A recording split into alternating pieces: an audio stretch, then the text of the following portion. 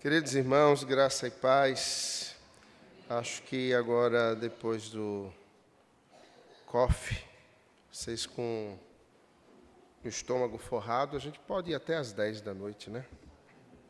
Bom, eu quero falar dentro do tema do aconselhamento bíblico, nesse segundo momento. Vocês tiveram, mulheres, irmãs, um tempo com Paula, e falando sobre como a mulher, como as irmãs, elas podem ser imensamente úteis no aconselhamento. Espero que ela tenha falado um pouco sobre a necessidade que nós, liderança da igreja, temos de irmãs aconselhando. Nós conversamos sobre isso nos dias anteriores, quando ela se preparava para falar às irmãs, e eu dizia exatamente isso, como as mulheres, as irmãs, elas são uma grande bênção, sobretudo quando se dispõe ao discipulado, quando se dispõe ao aconselhamento de outras irmãs.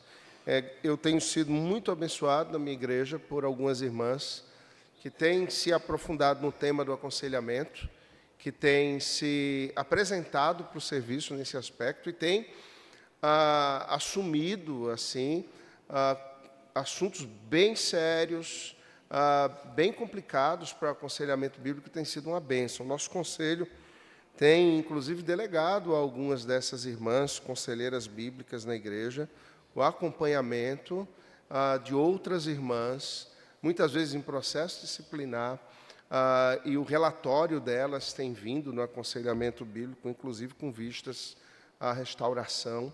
Então, elas têm ocupado um papel muito importante. Eu quero motivar, em primeiro lugar, a liderança da igreja, os pastores e presbíteros das igrejas a animarem as irmãs a buscarem se aprofundar e se habilitar para aconselharem. Quando eu digo habilitar, não estou dizendo que você, irmã, precisa de uma pós-graduação para isso. Não, você precisa se aprofundar nos temas, seja através da literatura disponível.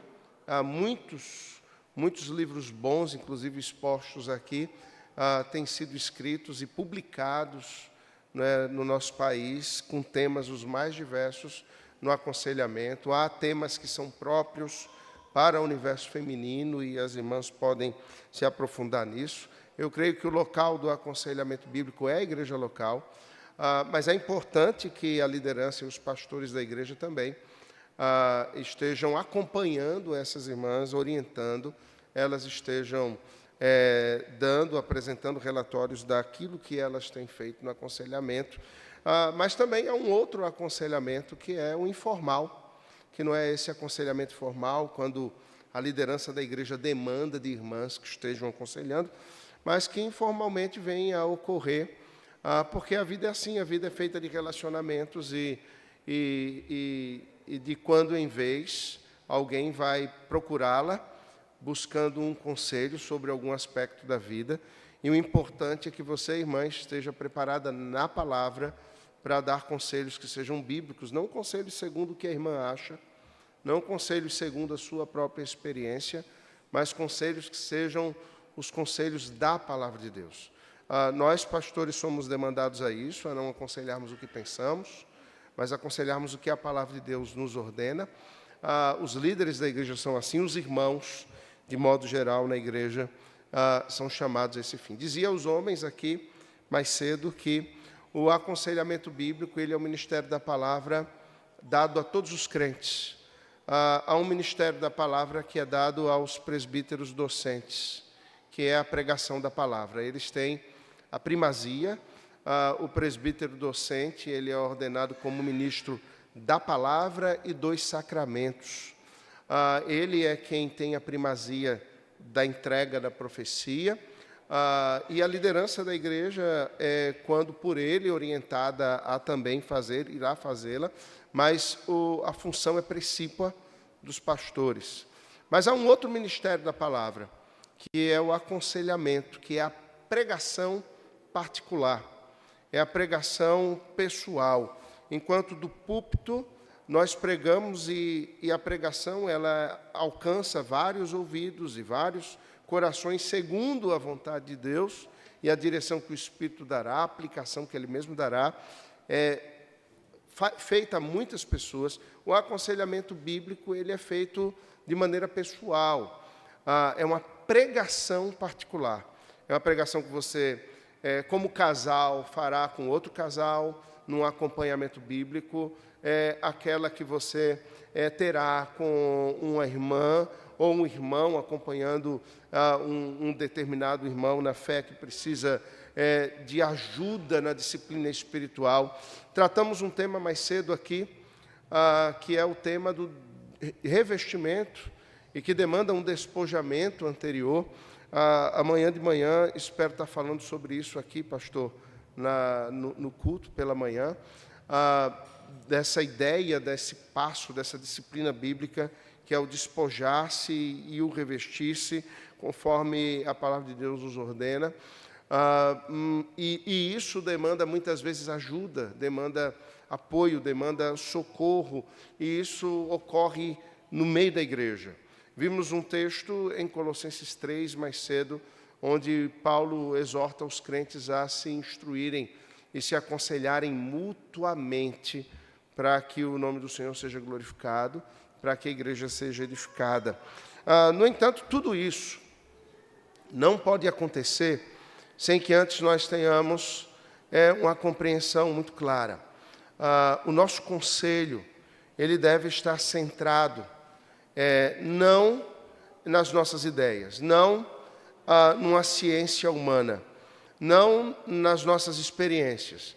Os objetivos do nosso aconselhamento, primariamente, não é o bem-estar do outro, não é que ele fique feliz, não é um pragmatismo.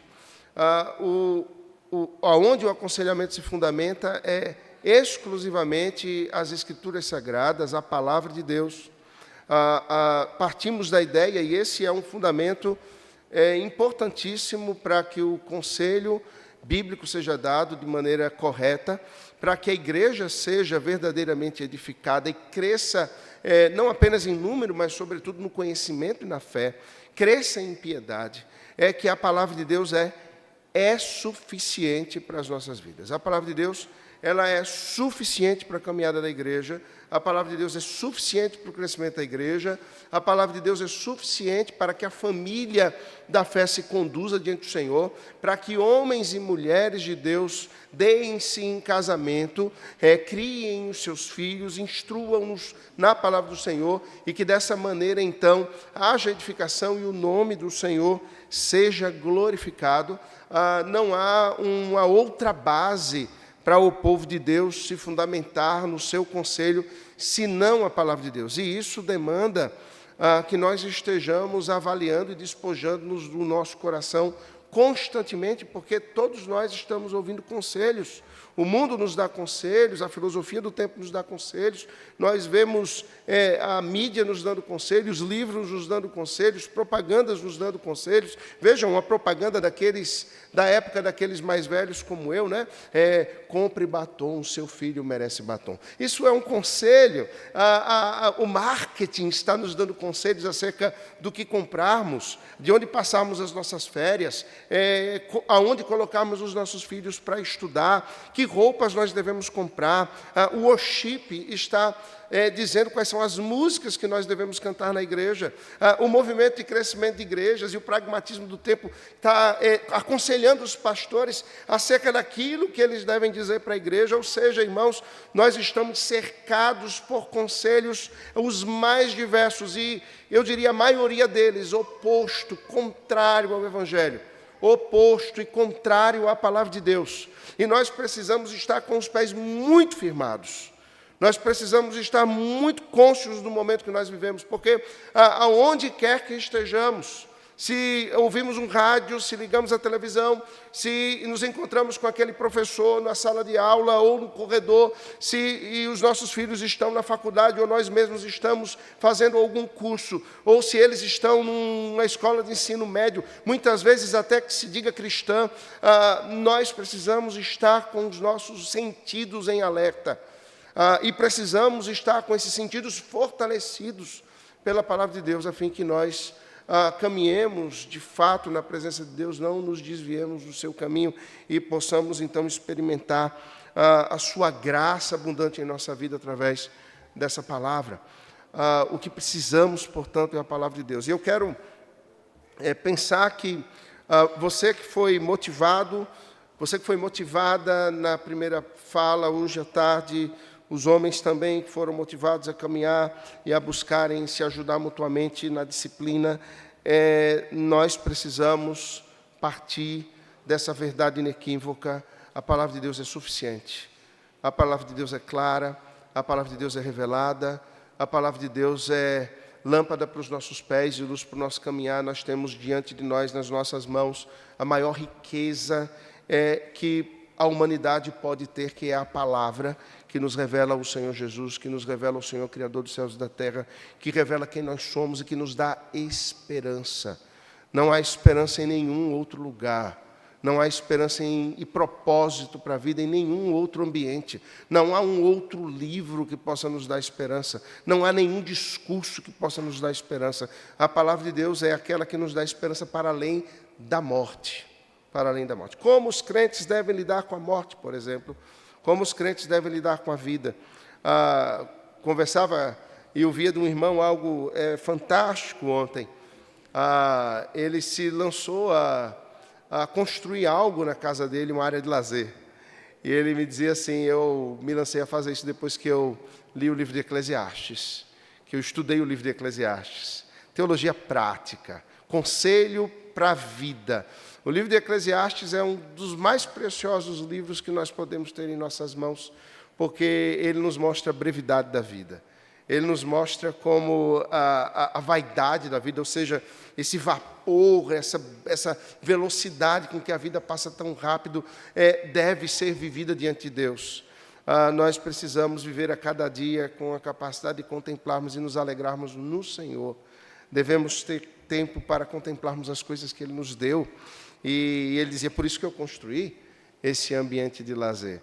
Ou seja, o que eu quero dizer é que a Bíblia ela deve nos afetar em todos os aspectos, na maneira como pensamos, na maneira como nos portamos, na estrutura que a nossa casa tem, que a nossa igreja tem, como nos vestimos, o que estudamos, aonde aplicamos os nossos recursos, o tempo que gastamos e com que gastamos.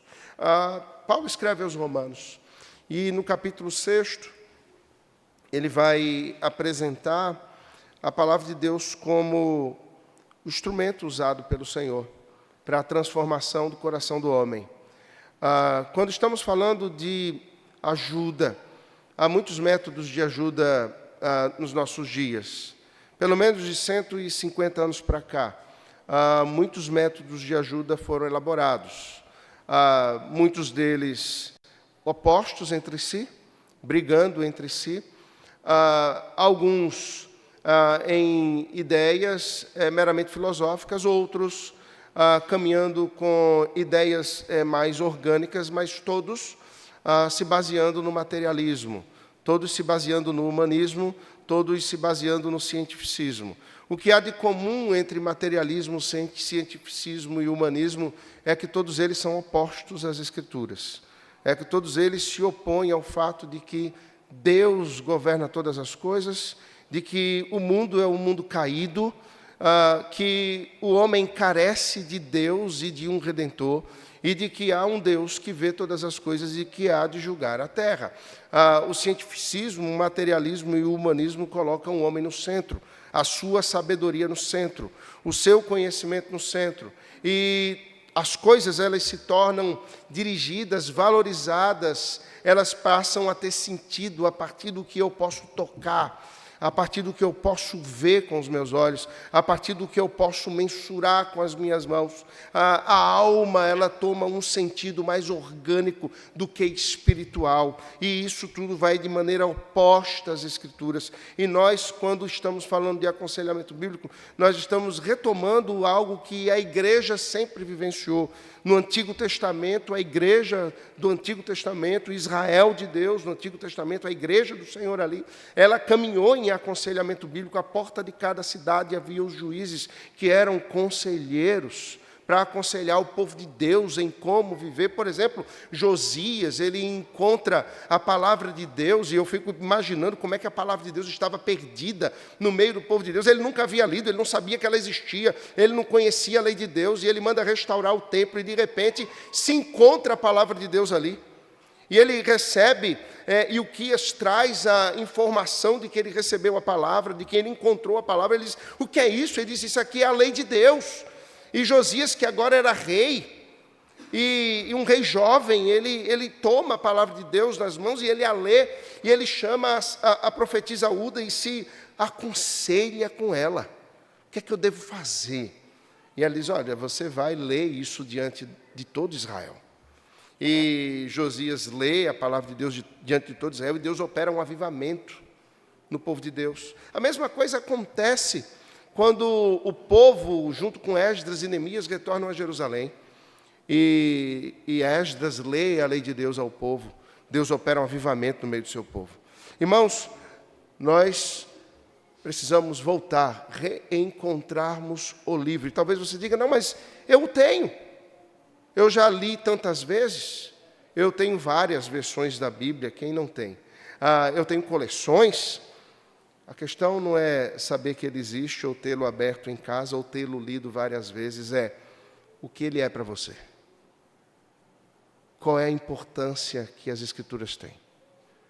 Se ela não estiver no lugar central da vida, e a maneira como você acorda de manhã não for dirigido pela palavra de Deus, pelas Escrituras, eu digo que você até o dia de hoje acordou errado e viveu errado, e teve as Escrituras no lugar errado na sua vida.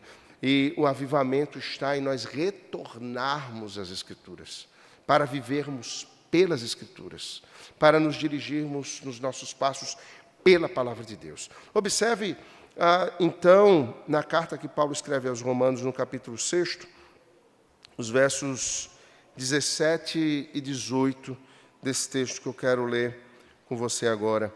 E Paulo, ele vem falando na carta aos Romanos de muitas coisas, apontarei algumas delas. E aqui, nesse texto, Paulo, ele brada quase que como um cântico em meio à sua escrita, e Paulo tem muito disso, não é?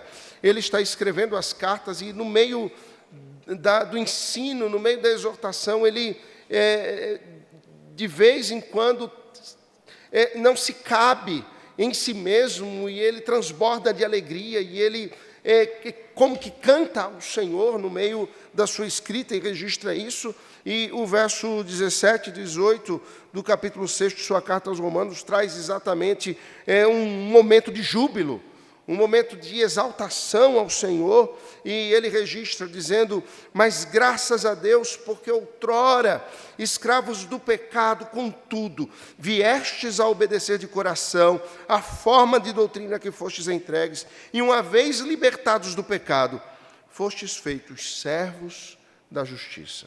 Amém. Que o Senhor nos abençoe.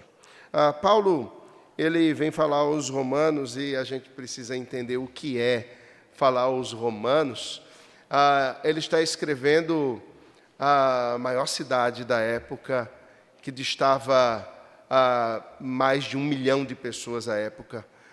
Uma cidade com problemas imensos, com idolatria em todas as esquinas, com promiscuidade presente de forma muito clara nos próprios cultos que eram vivenciados, com um problema de drogas muito presente, porque os cultos pagãos, eles eram realizados a perversão sexual, e também com o envolvimento de ervas alucinógenas.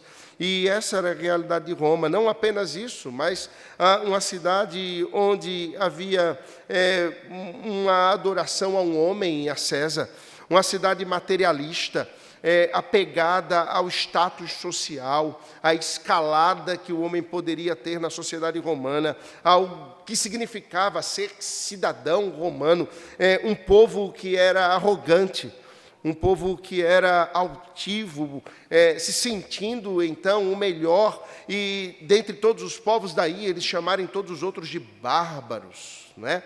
Aqueles que não têm lei, aqueles que são mais baixos, aqueles que não alcançaram a civilidade que nós alcançamos. E Paulo escreve aos romanos colocando-os num patamar, colocando-os num nível que certamente no alto de sua cidadania romana e de sua arrogância eles não gostariam de estar.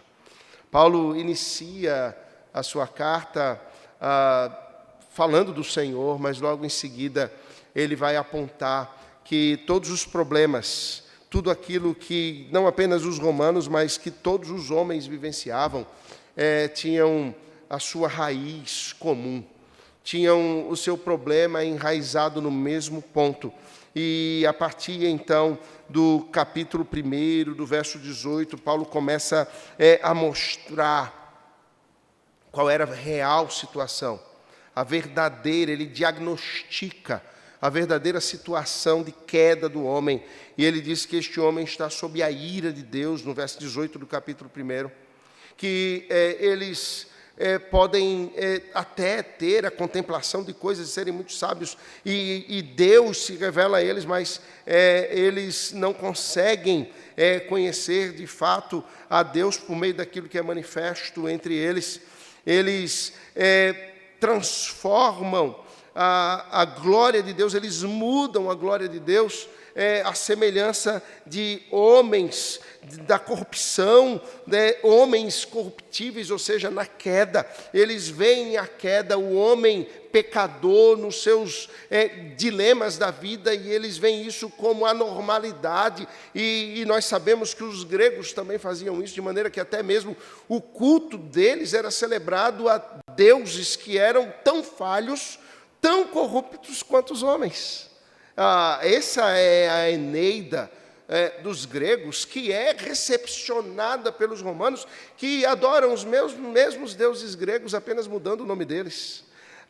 O texto de Romanos, portanto, vai dizer que Deus, por causa do pecado, por causa da corrupção destes homens, porque eles são opostos a Deus, o Senhor os entregou, verso 24, capítulo 1, a sua imundícia, pelas concupiscências do seu próprio coração, para desonrarem o seu corpo entre si.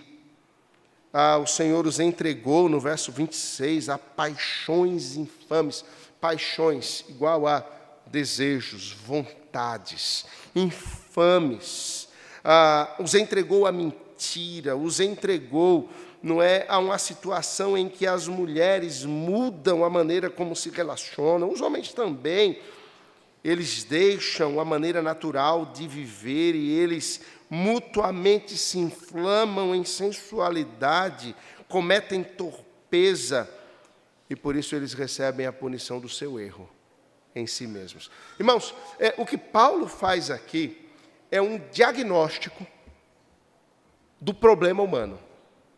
E nós poderíamos pegar esse diagnóstico do problema humano apresentado por Paulo no capítulo 1 de Romanos, e ele se aplica a todos os homens em queda.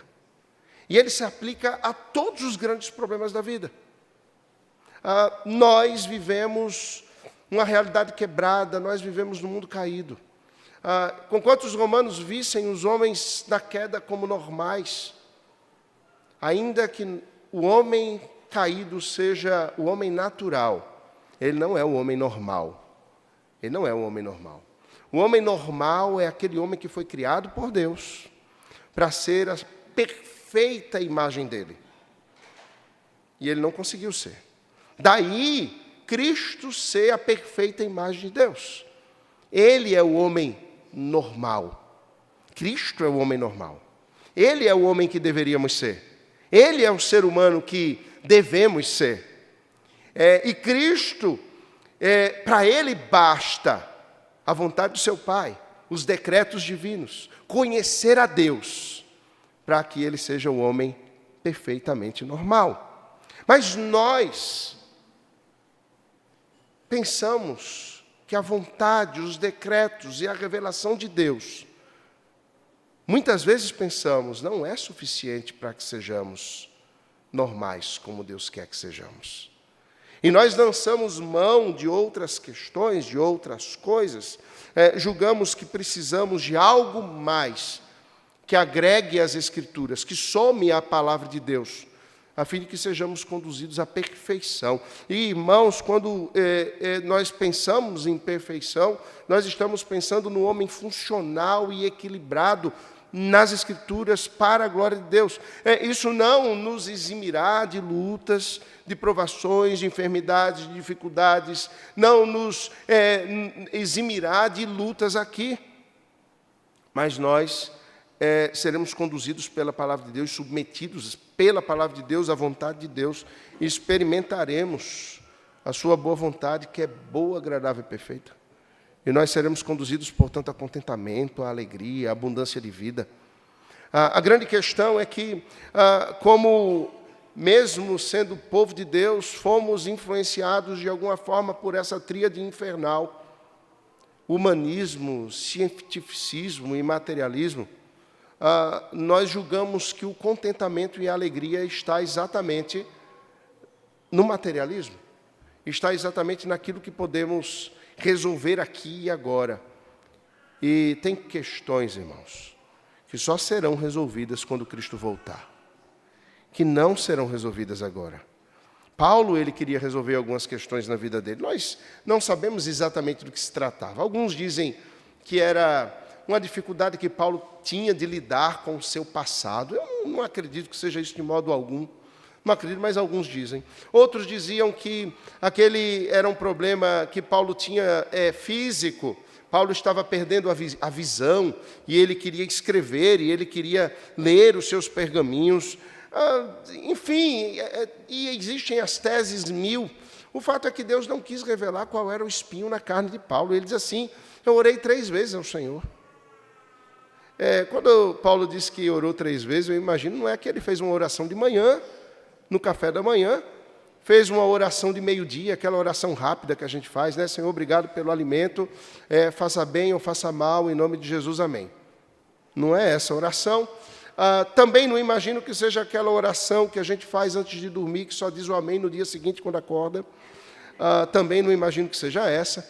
Eu imagino que quando Paulo diz que orou 3 vezes, ele está falando de 3 momentos de dedicação, 3 momentos em que Paulo ele se consagrou ao Senhor, talvez com jejuns, oração, com tempo de reclusão e meditação, buscando ao Senhor acerca desses espinhos da carne, e o Senhor finalmente diz a ele assim: a minha graça te basta.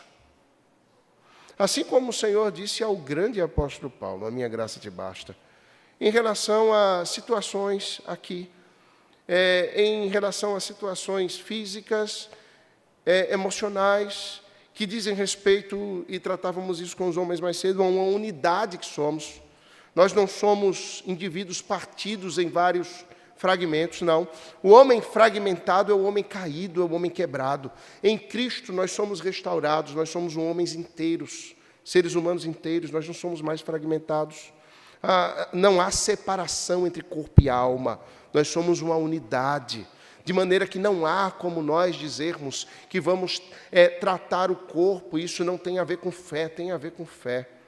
Compramos hoje um antibiótico para dar à minha filha mais nova. Ela estava com uma feridinha na perna que virou uma celulite. Isso pode gerar uma inflamação, cair no sangue. Paula fez uma consulta online com a médica, ela passou um antibiótico e compramos. Ontem a gente eu fiz um curativo nela, a gente limpou, passou lá uma pomadinha, mas depois que fizemos tudo isso, nós oramos com ela. Dissemos: Senhor, pedimos que o Senhor cure Clarissa, que ela fique boa, que isso não avance para nada mais difícil. Hoje, à tarde, antes de vir para cá, eu peguei e estava tudo bem sequinho. Aí eu poderia pensar assim: bom, isso foi a minha capacidade curativa. Ou foi uma única dose de antibiótico que ela tomou hoje ao meio-dia. Não. Eu creio que é a boa mão de Deus. Se eu tomar um AS infantil ou tomar uma Neosaldina para dor de cabeça, estou fazendo propaganda de graça, nem devia, né? Quero royalties, laboratórios de medicamentos. Nós precisamos crer que é o Senhor que é o médico dos médicos. É Ele que cura. Mas perceba, irmãos, nós nos tornamos tão materialistas que nós damos medicamentos e nem oramos mais. Que nós recebemos o nosso salário e deixamos de crer na providência de Deus. Que nós colocamos os nossos filhos em boas escolas e confiamos que elas vão fazer, a escola vai fazer algo e abrimos mão de orar pela vida deles ao Senhor. Nos tornamos materialistas. E nós precisamos quebrar com essa vida de pecado. Isso é pecado. E retornarmos à palavra de Deus. O problema do ser humano não é o caldo em que ele foi cozido durante a sua vida com um pai grosseiro, desamoroso, com a mãe manipuladora. Não foi aquele sofrimento que ele enfrentou no passado, aquele abuso de repente. A palavra de Deus está repleta de situações como estas. E todas essas situações foram tratadas diante do Senhor. José, ele foi traído pelos seus irmãos. Os seus irmãos o lançaram no buraco e ele foi vendido. Ele foi alvo de uma mentira, de uma falsa acusação da mulher de Potifar. Ele foi lançado num calabouço. Passou lá 3 anos. Serviu a 2 homens da corte de Faraó, mas foi esquecido por eles. Depois disso tudo, depois que José é retirado do calabouço e agora é governador do Egito, ele se vê na oportunidade de se vingar dos seus irmãos.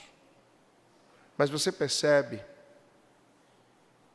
José poderia ter uma vida amarga por causa disso, ele poderia viver cheio de ansiedade. E veja, não havia psiquiatra, não havia Rivotril para fazer ele dormir, fluoxetina, não havia nada que pudesse resolver o problema de José, a não ser ele colocar o seu coração na presença de Deus e dizer: Senhor, Tu és o meu Senhor, ajuda-me a entender as coisas, porque eu não enxergo um palmo à frente do meu nariz sozinho. Qual é a diferença entre nós e José do Egito? Nenhuma, absolutamente nenhuma. Os tempos mudaram, nós continuamos os mesmos, e Deus, louvado seja o Senhor, continua o mesmo também. Continua o mesmo também. Irmãos, quando José tem a oportunidade de se vingar de seus irmãos, e os seus irmãos estão desesperados, tremendo de medo, os joelhos batendo, é agora que ele está por cima da carne seca, que ele vai se vingar de nós. José diz assim: não temais, não fostes vós que me fizestes mal, mas Deus me enviou adiante de vós. E ele começa a falar da providência de Deus. Tudo isso porque José viu o mundo, viu as circunstâncias ao seu redor e viu o seu próprio sofrimento a partir de Deus. Nos falta isso, irmãos, e Paulo está falando exatamente sobre isso, de uma mudança que precisa acontecer em mim e em você. Mas é uma mudança que não vai acontecer por meio de conselhos outros que recebamos, que não sejam os conselhos das Sagradas Escrituras, da revelação de Deus, do livro sagrado que é a Bíblia. E Paulo vai então dizer, adorando ao Senhor, graças a Deus, porque outrora escravos do pecado. Eu quero pensar nisso com você. Escravos do pecado. O homem sem Cristo é escravo do pecado. Amém? Você concorda com isso? Há uma doutrina chamada a doutrina da depravação total, não é isso? Conhece? A doutrina da depravação total diz que todos os homens nascidos de Adão e Eva, filhos de Adão e Eva, como diria C.S. Lewis, eles são totalmente depravados. Eles são opostos a Deus. Você foi alcançado pelo Evangelho. Mas eu devo lhe dizer que você ainda é alcançado pela depravação total. Ainda assim. Estamos sendo santificados e a cada dia libertos dessa depravação, mas a palavra de Deus nos diz que se Cristo nos libertou, nós verdadeiramente somos livres. O único poder capaz de libertar o homem do pecado e dos seus efeitos é o Evangelho. Talvez muitos daqueles que foram libertos do poder do pecado por Cristo e pelo Evangelho, em algum momento da vida, se vejam escravizados pelo pecado novamente. Já viu isso acontecer? Sim ou não? Sim, você viu isso acontecer? Eu vejo direto. Gente crente, gente que ama o Senhor, mas de repente está escravizado por algum pecado. Como assim? E aí eles vão em busca de soluções. Eles são escravizados pelo medo. Você sabia que o medo é um pecado? Como assim, pastor? Não venha com esse neopuritanismo. Isso é coisa do... Olhe. Não venha com isso. Não, o medo é. Existe um temor que nós devemos ter. E devemos ter só ele. Temor de Deus. O temor de Deus não é um medo de Deus, mas também é o medo de Deus. Tememos o seu juízo. Tememos a sua grandeza. Tememos os seus olhos que prescrutam a nossa alma. Mas o fato é que nós tememos mais ao mundo, tememos mais as pessoas do que tememos a Deus. Não é verdade? Recentemente assisti um filme com as minhas filhas. O nome do filme é Mundo em Caos. Nesse filme, é um filme distópico, num mundo distópico, em que ocorre algo e os homens, só os homens, não as mulheres, e talvez esse seja um sonho das mulheres, por isso que o filme pinta isso, os pensamentos dos homens, eles não são guardados, ele pensa e as mulheres ouvem os pensamentos deles. Talvez esse seja o seu sonho, não é, irmã? Há um livro que diz que homens são ostras e mulheres são pés de cabra. Homens são ostras fechadas e a mulher é um pé de cabra tentando abrir o homem o tempo todo para saber o que tem dentro.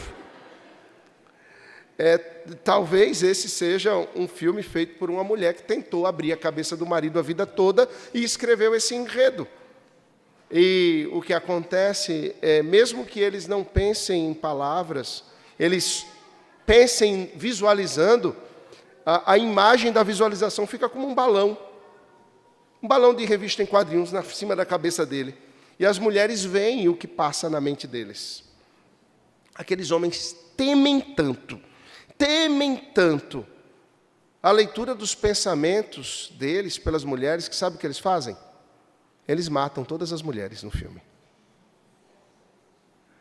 Porque eles têm medo, eles não querem que elas vejam o pensamento deles. Imagine, meu irmão, minha irmã, se nesse exato momento acontecesse o mesmo e tudo que você pensa aparecesse como um balão em cima da sua cabeça e todo mundo pudesse saber os seus pensamentos. Alguém bateria na madeira e diria: "Está repreendido. Vote." Não é? Deus me livre. Mas pense comigo. Deus vê todos os nossos pensamentos. A palavra não chegou aos nossos lábios e Ele as conhece todas. Percebe? E que tipo de temor nos traz essa realidade bíblica? Deus sabe quem eu e você somos. Deus vê o que há no oculto da nossa alma. Mas mesmo assim nós tememos mais ao mundo do que a Deus, que tem o poder da vida e o poder da morte. Há algo de errado. Somos escravizados por medo. Conversava com uma jovem há uns poucos anos atrás. Ela estava sendo acompanhada psiquiatricamente, ela estava passando por uma terapia, sendo acompanhada em algum processo ou outro. Enfim, ela, numa situação difícil, a mãe desesperada, porque aquela menina não estudava, ela não conseguia sair de casa, e era um estado da vida, ela é diagnosticada com a síndrome do pânico, e ela chega para conversar, crente, de outra igreja, não era da minha igreja, mas eu me propus a atendê-la, e a mãe dela a trouxe. Ela era uma jovem de 20 anos de idade, mas a mãe a trouxe, porque ela não saía de casa, e a mãe entrou com ela, porque ela tinha medo de todas as coisas. E eu perguntei a ela, você tem medo de quê? E ela disse 3 coisas, exemplificando o medo dela. Eu tenho medo de atravessar a rua, e tenho medo de tropeçar e que um ônibus me atropele. Eu tenho medo de abrir a porta e levar uma bala perdida e morrer. Eu tenho medo de estar sentada à mesa comendo e desmaiar com o rosto no prato e morrer sufocada. Esses foram os 3 medos que ela me disse. E interessante, eu disse assim a ela, veja, é possível que você atravesse uma rua, tropece em um ônibus, passe por cima de você e você morra? É possível. Totalmente possível. É possível que você abra a porta da sua casa e uma bala perdida lhe alcance? Totalmente possível. Totalmente possível. É possível que você esteja almoçando e, de repente, desmaie, não tenha ninguém em casa e você caia com o rosto num prato e morra sufocada? Bom, eu conheci um cara que morreu assim. Num prato de macarrão. E ele era italiano. É verdade, pai de um amigo meu. Pai de um amigo meu, fui ao enterro dele, falei no enterro dele. Ele morreu sufocado num prato de macarrão e com muito molho de tomate. Desse jeito. Essa é uma morte gostosa, né? Para quem gosta de comida. E ela, depois que disse isso, ela disse, pastor, tem certeza que o senhor quer me ajudar? Eu disse, sim, porque conquanto tudo isso seja possível, veja, primeira coisa, não é provável. Segunda coisa, você não tem nenhum controle sobre isso. E o seu medo não diz respeito à possibilidade, diz respeito ao controle que você quer ter. E você não vai ter controle nenhum. As Escrituras nos dizem que o justo viverá por fé. Essa fé é prática. É uma fé que se lança à presença de Deus e reconhece a sua soberania. A vida é entregue a Ele. E nós vivemos de modo leve, nas mãos dele. Alguns anos depois, agora no final do ano passado, depois de passar então um tempo fazendo o acompanhamento pré-nupcial dela com o noivo, agora ela já saía de casa, voltou a estudar, não estava mais medicada, voltou à funcionalidade da vida, e ela agora estava para casar e finalmente no mês de novembro para dezembro do ano passado, ela contraiu núpcias com um rapaz australiano. Crente, australiano, de uma boa família. E eu comecei aquela cerimônia dizendo assim, menina, quem te viu? Há uns anos atrás você não conseguia atravessar a rua. Agora você vai atravessar o mundo. E vai morar num país onde tudo quer te matar. Esse era o teste. Esse era o teste. Gente, a Austrália é perigoso demais. Tem tubarão branco, tem crocodilo, tem canguru que pode matar você com um soco na barriga, tem lesma que é venenosa, tem fruta que é venenosa, não vou nem falar mais que eu estou ficando com medo já. E ela ia atravessar o mundo e ela disse assim, a diferença, pastor, é que agora eu sei que Deus é soberano. Não tem um único dia da minha vida que vai ser retirado do poder das mãos dele. Irmãos, crer no Senhor é algo libertador. Eu poderia falar de muitos pecados escravizadores, como um presbítero que aconselhei alguns anos atrás. A esposa dele veio conversar comigo, também de outra igreja, um pastor disse para mim, havia sido meu aluno, acho que uma turma antes da sua, Jonathan, e ele disse assim, pastor, eu estou com um presbítero aqui, porque eu estou acompanhando, eu não tenho mais como acompanhá-lo, eu vou pedir para o senhor assumir esse caso. E eu digo, tá, tudo bem, agora é o seguinte, divide as tuas côngoras comigo, tá? Fazer foi como o Jonathan, não tinha nem Pix naquela época para dar. Mas aquele presbítero vem, a esposa dele vem, e a grande questão é que ele era escravo dos olhos dele. Sabe, uma das coisas mais belas e extraordinárias que a gente vê um homem fazendo é a declaração de Jó. Ele diz: eu fiz um pacto com os meus olhos para não olhar para uma donzela de modo impuro. Mas aquele homem, um líder da igreja, ele era escravo dos olhos dele. Ele não podia ver uma mulher passar, que ele acompanhava com os olhos. E uma vez, e aquela foi a gota d'água, aquela esposa reclamou com ele, e ele disse assim: o que é que tem? O que é belo é para ser visto mesmo. Olha, os homens também. E ela levou aquilo para o seu pastor, e o pastor conversou com ele, mas a grande questão é que ele não reconhecia o pecado dele. Ele não reconhecia. E ele, então, foi afastado do presbiterato na sua igreja, e o casamento estava por uma teia de aranha. E a esposa disse que só não sairia de casa se ele aceitasse ser acompanhado pastoralmente. O pastor disse que não teria condições de acompanhar, e eu comecei o acompanhamento. Foi uma caminhada de alguns meses. Ele era escravo dos olhos dele. Até que um dia ele chegou, depois de nós conversarmos, ele era um homem grande, alto.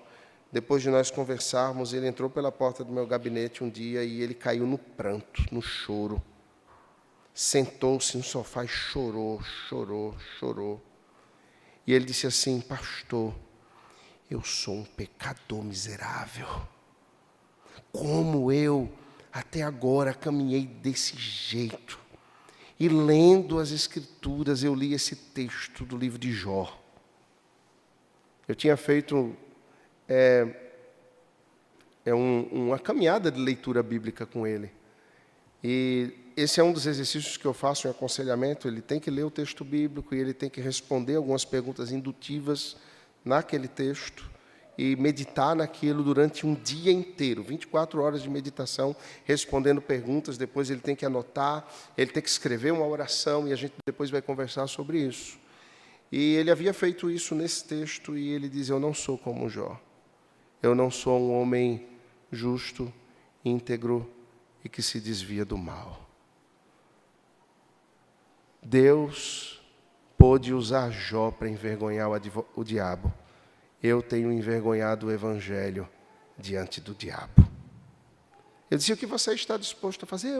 Eu preciso mudar completamente. E olha, ele mudou. O casamento foi restaurado. A esposa dele me disse assim, que nunca o tinha visto com a vida tão piedosa. E veio a pandemia, e ele morreu na pandemia. E a esposa dele me disse assim: louvo a Deus, porque o Senhor o tomou no momento em que ele vivia uma vida mais santa. Meu marido, em 30 anos de casada, nunca viveu o que ele estava vivendo nesses últimos dias. Sabe o que mudou aquele homem? A palavra de Deus, as Escrituras. Irmãos, só a palavra de Deus pode penetrar no coração, libertar da escravidão do pecado.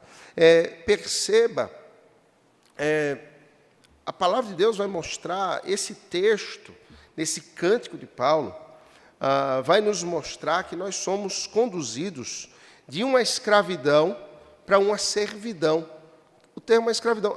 John MacArthur trabalha esse texto num livro muito importante, um livro muito gostoso de se ler, chamado Escravos.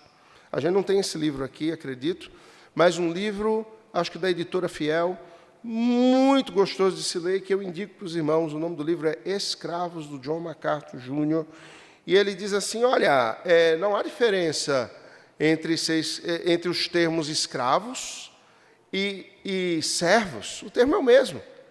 Apenas aqui é uma ferramenta linguística de tradução, você colocar sinônimos no momento de traduzir para uma outra língua. Mas em grego o termo era doulos, era escravo do mesmo jeito. O indivíduo deixa de ser escravo do pecado e se torna escravo da justiça. Irmãos, nós precisamos entender. O grande problema que Paulo apresenta no capítulo 1 dos Romanos, do livro aos Romanos, é que o coração do indivíduo, me permita olhar o texto para não falar diferente do que ele apresenta.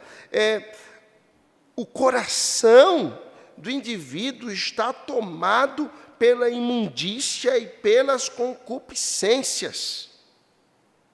O coração do homem está tomado por imundícia e por concupiscências. O que são concupiscências? Desejos pecaminosos. Tiago vai trabalhar isso no capítulo 1 de sua carta. Depois ele trabalha no capítulo 4 de sua carta, ele diz assim: de onde procedem as guerras e contendas que há entre nós, senão dos desejos que militam na vossa carne. Quando ele está falando de batalhas que entre nós, ele não está falando meramente de conflitos entre pessoas, ele está falando de conflitos seus, você e você mesmo. Conflitos de identidade, conflitos de lutas que você tem no seu coração. Isso é por causa dos desejos que militam aqui na sua carne. É essa questão da concupiscência. E Paulo, no capítulo 1 aos Romanos, ele diz: olha, isso tudo se dá por causa de uma imundícia que há no seu coração. E esse coração precisa ser transformado. Nós precisamos deixar a escravidão do pecado, mas só há uma saída. Nós precisamos nos tornar escravos da justiça. A biografia de Abraham Lincoln é muito interessante. Ele iniciou a sua vida profissional como advogado, sobretudo lutando pela libertação de escravos nos Estados Unidos. Diz que ele entrou num dos maiores mercados escravocratas dos Estados Unidos um dia, o mercado de escravos de Greenville. Você deve ter visto um filme que retrata aquele mercado de escravos. O mercado de escravos de Greenville, o maior mercado de escravos dos Estados Unidos no período escravagista, naquele filme 12 anos de escravidão, que é uma história real. Não sei se você viu esse filme, mas ali está retratado o mercado de escravos de Greenville. Diz que Abraham Lincoln entrou naquele mercado e havia uma escrava sendo vendida. Ela estava sendo leiloada. Os senhores das plantações de algodão estavam cada um dando um preço por aquela jovem escrava, e certamente para atender os seus desejos pecaminosos, a concupiscência da carne deles. E entra Abraham Lincoln naquele mercado, ele costumava fazer isso, juntar aquilo que ele havia, o seu soldo como advogado. Ele conseguia apoio de uma sociedade que lutava pela libertação de escravos e amealhava recursos para comprar escravos. Aquela jovem escrava não sabia quem era aquele homem.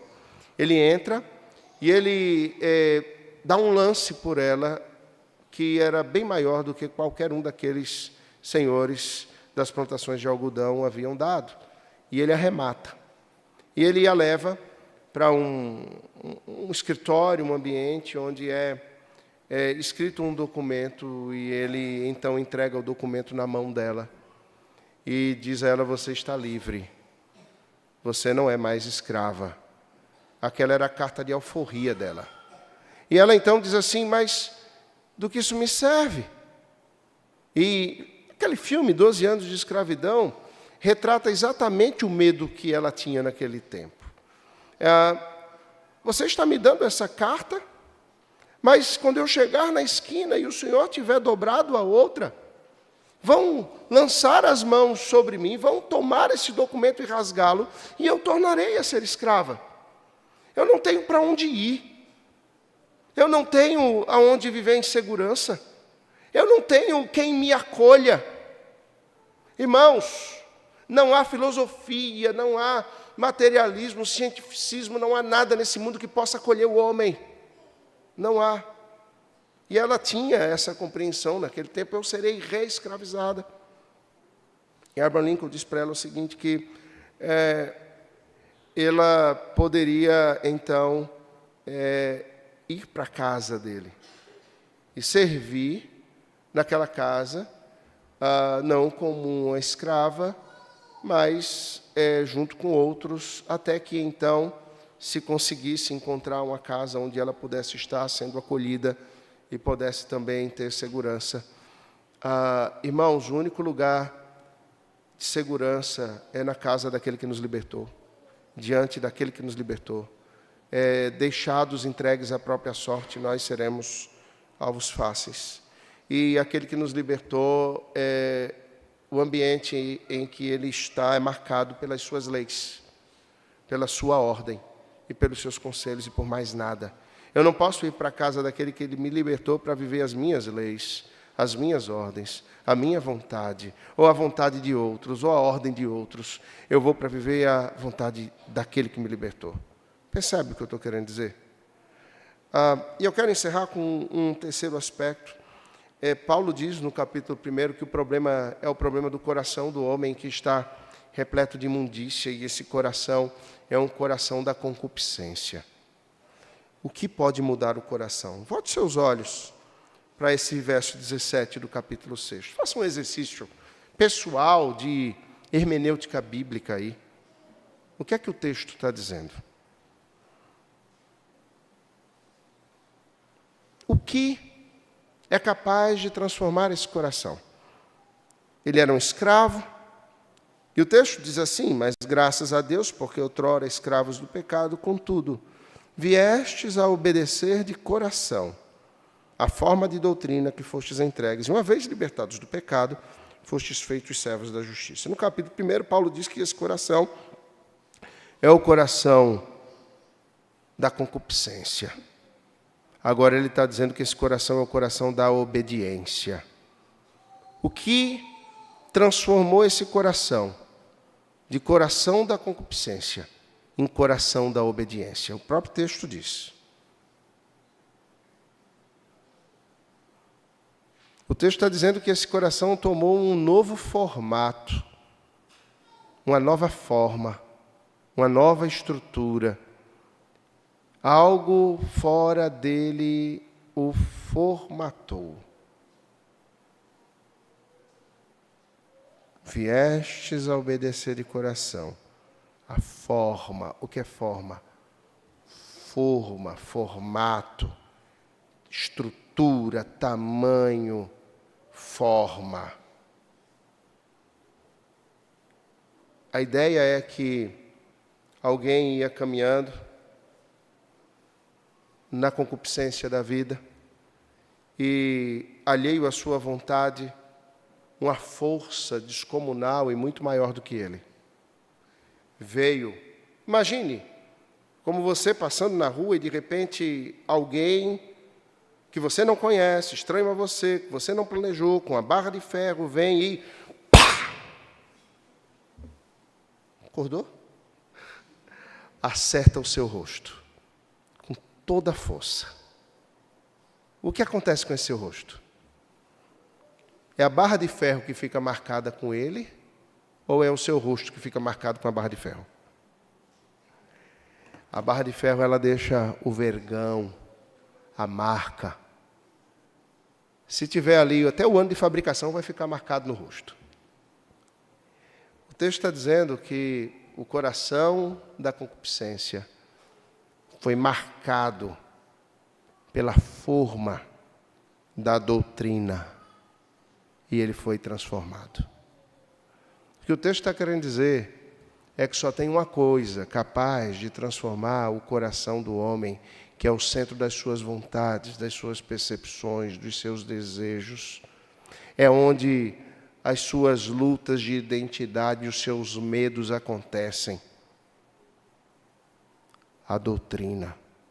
E ela é suficiente. Se você for marcado por outra coisa que não seja doutrina, o que vai marcar o seu coração é essa outra coisa que não é a doutrina. E essa outra coisa que não é a doutrina vai fazer com que você esteja de novo no mercado de Greenville, sendo vendido. Vamos orar ao Senhor. Senhor, aplica a Tua palavra ao nosso coração. O Senhor que é bondoso, misericordioso, faz-nos pela fé compreendermos que a Tua palavra e as Sagradas Escrituras são suficientes. Faz com que digamos, como salmistas, Salmista, ó Senhor, quanto amamos a tua lei. Ela é o nosso meditar dia e noite. Faz-nos compreender como salmista, só ela, Senhor, apenas a tua palavra e mais nada. É lâmpada para os nossos pés e luz para o nosso caminhar. Só ela é capaz de iluminar a nossa alma, trazer verdadeiro conhecimento, nos fazermos portarmos nesse mundo de forma correta. Senhor, liberta-nos da escravidão de nós mesmos, da escravidão de conselhos humanistas, mas traz-nos, Senhor, ao conselho eterno, que é a tua palavra. Aplica, portanto, ao nosso coração. Em nome de Jesus. Amém.